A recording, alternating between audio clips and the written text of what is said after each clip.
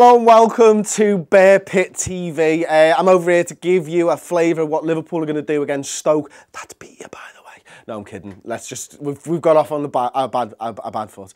I didn't mean that. I'm here to talk about Liverpool, how we're going to probably set up against Stoke at the weekend at your ground. I'm going to start off, Simon Mignolet.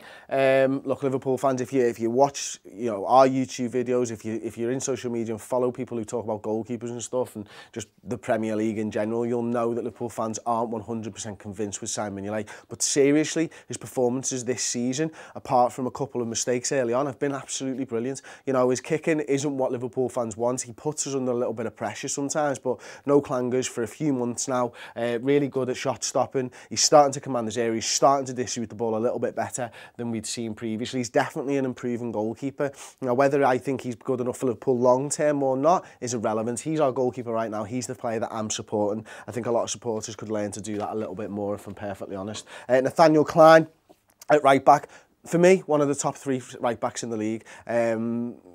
Brilliant defensively, likes to get forward, likes to attack on the front foot. Of late, last couple of weeks, he has actually sat a little bit deeper. I think that was against Everton because we had Leighton Baines up against us playing as part of a five-man defensive line from Everton, and because he was playing wing back, I felt like Nathaniel Klein was sitting a little bit deeper.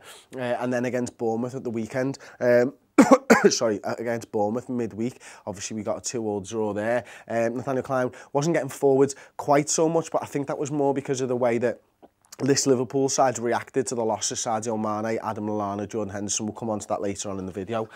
Centre-backs, I think it's going to be Joel Matip and Dejan Lovren. Now, we played Dejan Lovren on the right-hand side and Ragnar Klavan on the left, who we signed from Augsburg for £4.2 million in the summer. Matip had back injury or was suffering from back pain. I think, he came on with 30 minutes to go. We switched it to 3 at the back. I don't expect us to play 3 at the back against Stoke at the weekend, although if you guys are playing 3 at the back, it might be something that Jurgen Klopp considers, going up player on player. But I think it'll be Matip and Lovren at the back there. They've got a good understanding of where each other are going to be. We've played best this season when the two of them have been in our side. We have defensive issues. It's not really with in-game sort of play. We can be caught quite often when our two defenders are left in space like that, when James Milner or Nathaniel Klein come right, and then counter-attacks we've been caught. But when we play as a solid back four, I think we're actually all right. Where we struggle is from long throws, corners, balls into the box. Joe Matip does help us with that, and as such, that will be the way that we play. Lucas Leiva's going to come back, and he's been at the club now for 10 years. He's been a bit of a stalwart for us. Liverpool fans have been a little bit up and a little bit down on Lucas Leiva over the years. He's been played as a centre-back most often this season, but we've seen the last 2 games he started as a centre defensive midfielder again, and that is down to the fact that Jordan Henderson is injured and likely out for this game as well.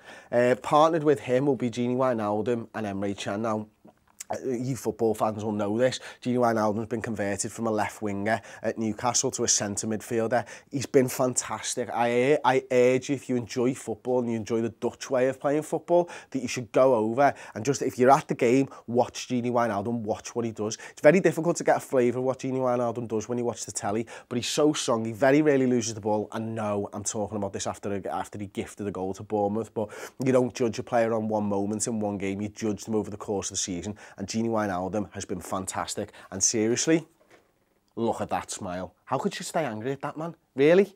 It's just a winning smile. Emre Can. This actually probably isn't his best position, although he's played well there the last 2 games. His best position for us this season was only a few weeks ago when he was playing in the 6th position, but because of the injuries, we are really low on midfielders, and he did a good job against Everton at winning his battles in the centre of the park, and I think he went up pretty well against Wiltshire for the most part of the game against Bournemouth. He's got body bruises after Barkley and Leighton Baines and Davies all had a bit of a pop at him in the derby at the weekend, so whether he's 100%, I feel like he's been teetering on the edge of getting a yellow or a red card over the last couple of weeks. So if you guys and your Stoke players start having a little niggle at Emre Can, that might be a good way of you to look to really rile him up. But what's happened is that he's actually fired his game up. He's one of those players that seems to get better when he's fired up. When he's up for the fight, Emre Can gets involved, grabs the game by the scruff of the neck, and really can start to influence the game. Right wing, I think it's going to be Roberto Firmino for us. I think left wing is going to be Phil Coutinho. He went off sick, actually, after about 60-odd minutes of the Bournemouth game, he was feeling unwell at half-time. We took Phil Coutinho off and went to 3 at the back. It didn't work out for us at all. But Phil Coutinho, if he's fit, he starts, and you all know what he can do. But excuse me, pre-injury, I think he got injured around November the 11th, something like that. He was playing at a world-class level.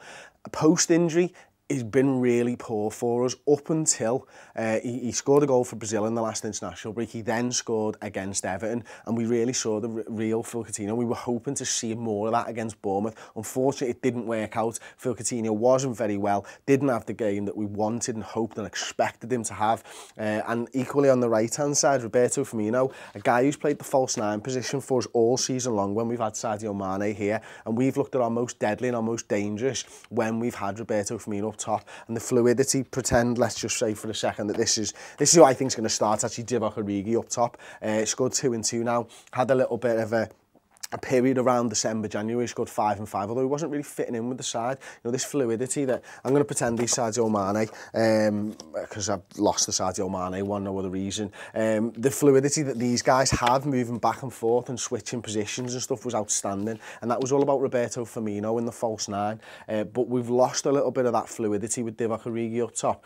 Now, it tends to be a little bit more stays to the right, stays to the left, may cut inside a little bit, but we're not looking to swap positions. What we did realise against Bournemouth is that we can play the long ball. Mignolet knocked the ball up to Divock Origi wins the header, knocks it down to Firmino through to Coutinho, goal. That's not something Liverpool fans are used to seeing, and I think it's a shift in realising now that maybe Origi doesn't fit in with the fluid style of football that we've been playing, but maybe there are other ways that we can get him into the game. So, you know, Liverpool very much a possession-based side, very much a pressing side, that equally maybe against Stoke we'll see us go a little bit more direct, and I think that if that is the case, that will be to try and suit Divock Origi. Anyway, that's the side that I think Liverpool are going to start against Stoke at the Britannia Stadium. Let me know if you've enjoyed the video. Thank you very much to Elliot and Craig from the Redmen TV for letting me come over and do this video as well. Leave me your comments, of course, in the comment section below, and don't forget to drop a like on the video for the Redmen TV and what they're doing for the Stoke fans on YouTube.